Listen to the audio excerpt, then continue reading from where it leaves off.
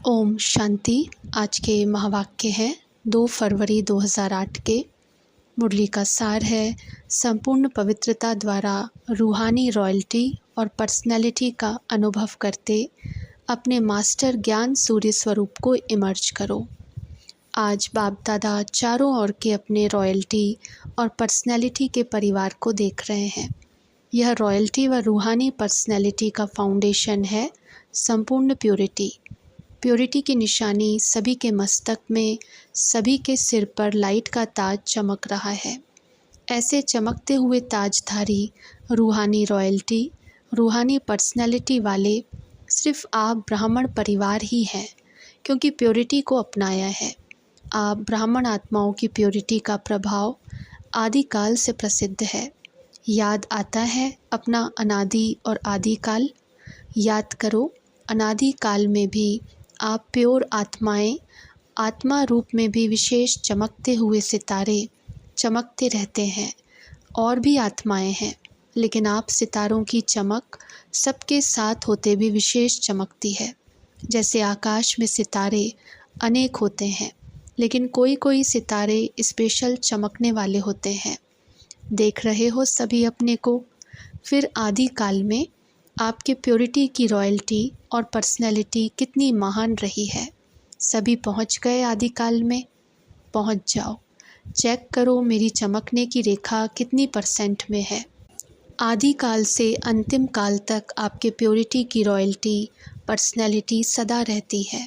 अनादिकाल का चमकता हुआ सितारा, चमकते हुए बाप के साथ साथ निवास करने वाले। अभी अभी अपनी विशेषता अनुभव करो। पहुंच गए सब अनादिकाल में। फिर सारे कल्प में आप पवित्र आत्माओं की रॉयल्टी भिन्न भिन्न रूप में रहती है, क्योंकि आप आत्माओं जैसा कोई संपूर्ण पवित्र बने ही नहीं है। पवित्रता का जन्म सिद्ध अधिकार आप विशेष आत्माओं को बाप द्वारा प्राप्त है। अभी आदिकाल में आ जाओ। अनादिकाल भी देखा, अब आदिकाल में आपकी पवित्रता की रॉयल्टी का स्वरूप कितना महान है। सभी पहुंच गए सतयुग में। पहुंच गए, आ गए। कितना प्यारा स्वरूप देवता रूप है। देवताओं जैसी रॉयल्टी और पर्सनैलिटी सारे कल्प में किसी भी आत्मा की नहीं है। देवता रूप की चमक अनुभव कर रहे हो ना। इतनी रूहानी पर्सनैलिटी, यह सब पवित्रता की प्राप्ति है। अभी देवता रूप का अनुभव करते मध्य काल में आ जाओ। आ गए। आना अनुभव करना सहज है ना। तो मध्य काल में भी देखो, आपके भक्त आप पूज्य आत्माओं की पूजा करते हैं, चित्र बनाते हैं। कितने रॉयल्टी के चित्र बनाते और कितनी रॉयल्टी से पूजा करते। अपना पूज्य चित्र सामने आ गया है ना। चित्र तो धर्मात्माओं के भी बनते हैं, धर्म पिताओं के भी बनते हैं, अभिनेताओं के भी बनते हैं, लेकिन आपके चित्र की रूहानियत और विधि पूर्वक पूजा में फ़र्क होता है। तो अपना पूज्य स्वरूप सामने आ गया। अच्छा, फिर आओ अंतकाल संगम पर। यह रूहानी ड्रिल कर रहे हो ना। चक्कर लगाओ और अपने प्योरिटी का, अपनी विशेष प्राप्ति का अनुभव करो। अंतिम काल संगम पर आप ब्राह्मण आत्माओं का परमात्म पालना का, परमात्म प्यार का, परमात्म पढ़ाई का भाग्य आप कोटों में कोई आत्माओं को ही मिलता है। परमात्मा की डायरेक्ट रचना, पहली रचना आप पवित्र आत्माओं को ही प्राप्त होती है, जिससे आप ब्राह्मण ही विश्व की आत्माओं को भी मुक्ति का वर्षा बाप से दिलाते हो। तो यह सारे चक्कर में अनादिकाल, आदिकाल, मध्यकाल और अंतिम काल, सारे चक्र में इतनी श्रेष्ठ प्राप्ति का आधार पवित्रता है। सारा चक्कर लगाया, अभी अपने को चेक करो, अपने को देखो। देखने का आईना है ना। अपने को देखने का आईना है। जिसको है वह हाथ उठाओ। आईना है, क्लियर है आईना। तो आईने में देखो मेरी पवित्रता का कितना % है। पवित्रता सिर्फ ब्रह्मचर्य नहीं, लेकिन ब्रह्मचारी, मन, वचन, कर्म, संबंध, संपर्क, सब में पवित्रता है। कितनी % में है। % निकालने आती है ना। टीचर्स को आती है, पांडवों को आती है। अच्छा, होशियार हो। माताओं को आती है माताओं को। अच्छा, पवित्रता की परख, वृत्ति, दृष्टि और कृति तीनों में चेक करो। संपूर्ण पवित्रता की जो वृत्ति होगी वह बुद्धि में आ गई ना। सोचो, संपूर्ण पवित्रता की वृत्ति अर्थात हर आत्मा के प्रति शुभ भावना, शुभकामना, अनुभवी होना। और दृष्टि क्या होगी? हर आत्मा को आत्मा रूप में देखना, आत्मिक स्मृति से बोलना चलना। शॉर्ट में सुना रहे हैं, डिटेल तो आप भाषण कर सकते हैं। और कृति अर्थात कर्म में सुख लेना, सुख देना। यह चेक करो, मेरी वृत्ति, दृष्टि, कृति इसी प्रमाण है। सुख लेना, दुख नहीं लेना। तो चेक करो, कभी दुख तो नहीं ले लेते हो? कभी कभी थोड़ा थोड़ा दुख देने वाले भी तो होते हैं ना। मानो वह दुख देता है, तो क्या आपको उसको फॉलो करना है? फॉलो करना है कि नहीं? फॉलो किसको करना है? दुख देने वाले को या बाप को? बाप ने, ब्रह्मा बाप ने, निराकार की तो बात है ही, लेकिन ब्रह्मा बाप ने किसी बच्चे का दुख लिया, सुख दिया और सुख लिया। फॉलो फादर है या कभी कभी लेना ही पड़ता है? नाम ही है दुख। जब दुख देते हैं, इंसल्ट करते हैं, तो जानते हो कि यह खराब चीज़ है।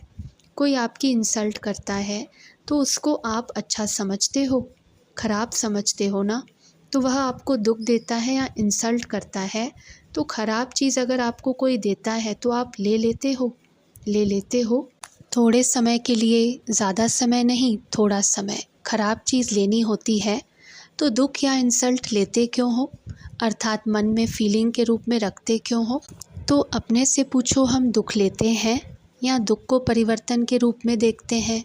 क्या समझते हो? दुख लेना राइट है? है राइट? मधुबन वाले राइट है? थोड़ा थोड़ा ले लेना चाहिए, दुख ले लेना चाहिए ना?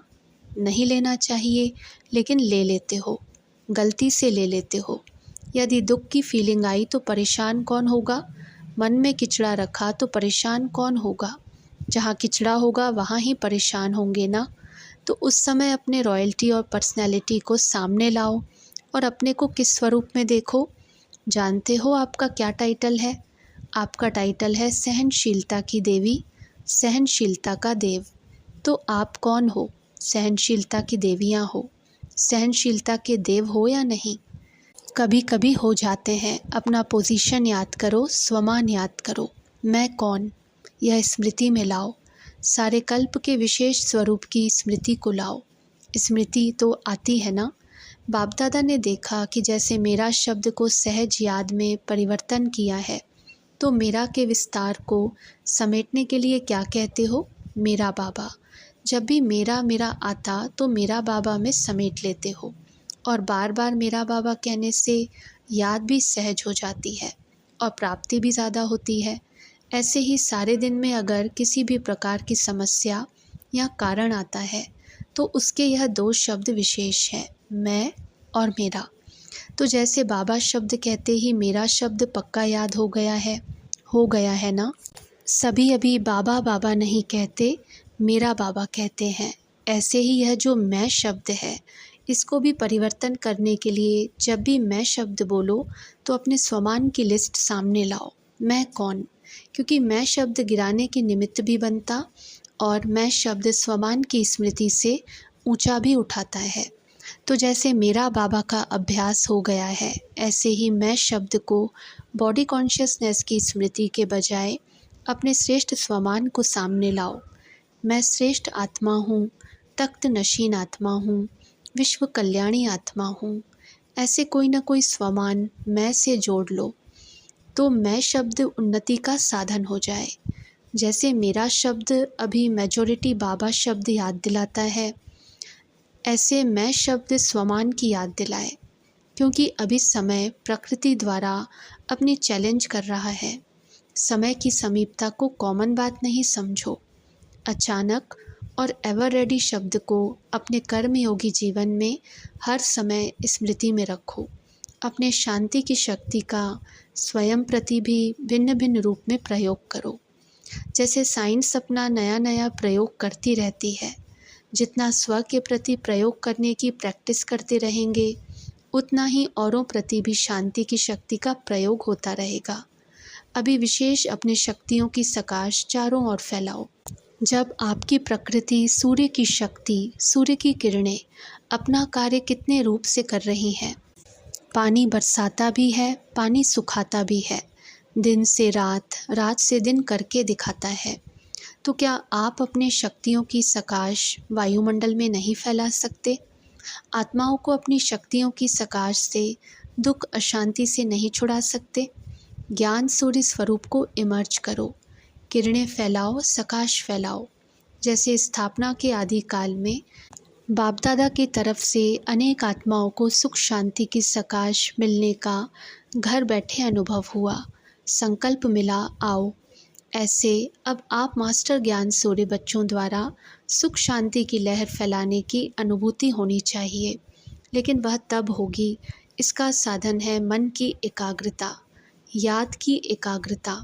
एकाग्रता की शक्ति को स्वयं में बढ़ाओ। जब चाहो, जैसे चाहो, जब तक चाहो, तब तक मन को एकाग्र कर सको। अभी मास्टर ज्ञान सूर्य के स्वरूप को इमर्ज करो और शक्तियों की किरणें सकाश फैलाओ। बाप दादा ने सुना और खुश है कि बच्चे सेवा के उमंग उत्साह में जगह जगह पर सेवा अच्छी कर रहे हैं। बाप दादा के पास सेवा के समाचार सब तरफ के अच्छे अच्छे पहुँचे हैं। चाहे प्रदर्शनी करते हैं, चाहे समाचार पत्रों द्वारा, टीवी द्वारा संदेश देने का कार्य बढ़ाते जाते हैं। संदेश भी पहुंचता है, संदेश अच्छा पहुंचा रहे हैं। गांव में भी जहां रहा हुआ है, हर एक जोन अच्छा अपनी अपनी एरिया को बढ़ा रहा है। अखबारों द्वारा, टीवी द्वारा, भिन्न भिन्न साधनों द्वारा उमंग उत्साह से कर रहे हो। उसकी सब करने वाले बच्चों को बाप दादा बहुत स्नेह युक्त दुआओं भरी मुबारक दे रहे हैं।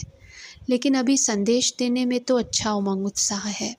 और चारों ओर ब्रह्मा कुमारी क्या है, बहुत अच्छा शक्तिशाली कार्य कर रही है। यह भी आवाज़ अच्छा फैल रहा है और बढ़ता जा रहा है। लेकिन सुनाएं क्या? सुनाएं लेकिन ब्रह्मा कुमारियों का बाबा कितना अच्छा है, वह आवाज़ अभी बढ़ना चाहिए। ब्रह्मा कुमारियाँ अच्छा काम कर रही हैं, लेकिन कराने वाला कौन है? अभी यह प्रत्यक्षता आनी चाहिए। बाप आया है, यह समाचार मन तक पहुंचना चाहिए। इसका प्लान बनाओ। बाप दादा से बच्चों ने प्रश्न पूछा कि वारिस या माइक किसको कहें? माइक निकले भी हैं, लेकिन बाप दादा माइक अभी के समय अनुसार ऐसा चाहते हैं या आवश्यक है जिसकी आवाज़ की महानता हो। अगर साधारण बाबा शब्द बोल भी देते हैं, अच्छा करते हैं, इतने तक भी लाया है, तो बाप दादा मुबारक देते हैं। लेकिन अभी ऐसे माइक चाहिए जिनके आवाज़ की भी लोगों तक वैल्यू हो, ऐसे प्रसिद्ध हो। प्रसिद्ध का मतलब यह नहीं कि श्रेष्ठ मर्तबे वाला हो, लेकिन उसका आवाज़ सुनकर समझें कि यह कहने वाला जो कहता है, इसकी आवाज़ में वैल्यू है। अगर यह अनुभव से कहता है तो उसकी वैल्यू हो। जैसे माइक तो बहुत होते हैं, लेकिन माइक भी कोई पावर वाला कितना होता है, कोई कितना होता है। ऐसे ही ऐसा माइक ढूंढो जिसकी आवाज़ में शक्ति हो, उसकी आवाज़ को सुनकर समझ में आवे कि यह अनुभव करके आया है, तो अवश्य कोई बात है। लेकिन फिर भी वर्तमान समय हर जोन, हर वर्ग में माइक निकले ज़रूर हैं। बाप दादा यह नहीं कहते कि सेवा का प्रत्यक्ष रिजल्ट नहीं निकली है, लेकिन अभी समय कम है और सेवा के महत्व वाली आत्माएं अभी निमित्त बनानी पड़ेंगी, जिसके आवाज़ की वैल्यू हो। मर्तबा भले नहीं हो, लेकिन उनकी प्रैक्टिकल लाइफ और प्रैक्टिकल अनुभव की अथॉरिटी हो, उनके बोल में अनुभव की अथॉरिटी हो।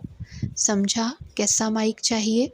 वारिस को तो जानते ही हो, जिसके हर श्वास में, हर कदम में बाप और कर्तव्य, और साथ साथ मन वचन कर्म, तन मन धन, सब में बाबा और यज्ञ समाया हुआ हो, बेहद की सेवा समाई हुई हो, सकाश देने की समर्थी हो। अच्छा, अभी 1 सेकंड में 1 सेकंड हुआ। 1 सेकंड में सारी सभा जो भी जहाँ है, वहाँ मन को एक ही संकल्प में स्थित करो। बाप और मैं परमधाम में अनादि ज्योति बिंदु स्वरूप हूँ। परमधाम में बाप के साथ बैठ जाओ। अच्छा, अभी साकार में आ जाओ। अभी वर्तमान समय के हिसाब से मन बुद्धि को एकाग्र करने का अभ्यास, जो कार्य कर रहे हो उसी कार्य में एकाग्र करो। कंट्रोलिंग पावर को ज़्यादा बढ़ाओ। मन बुद्धि संस्कार तीनों के ऊपर कंट्रोलिंग पावर, यह अभ्यास आने वाले समय में बहुत सहयोग देगा। वायुमंडल के अनुसार 1 सेकंड में कंट्रोल करना पड़ेगा, जो चाहे वही हो। तो यह अभ्यास बहुत आवश्यक है। इसको हल्का नहीं करना, क्योंकि समय पर यही अंत सुहानी करेगा। चारों ओर के डबल तख्त नशीन, बाप दादा के दिल तख्त नशीन, साथ में विश्व राज्य तख्त अधिकारी, सदा अपने अनादि स्वरूप, आदि स्वरूप, मध्य स्वरूप, अंतिम स्वरूप में जब चाहे तब स्थित रहने वाले, सदा सर्व खजानों को स्वयं कार्य में लगाने वाले और औरों को भी खजानों से संपन्न बनाने वाले, सर्व आत्माओं को बाप से मुक्ति का वर्षा दिलाने वाले, ऐसे परमात्मा प्यार के पात्र आत्माओं को बाप दादा का याद प्यार, दिल की दुआएं और नमस्ते। अच्छा, ओम शांति।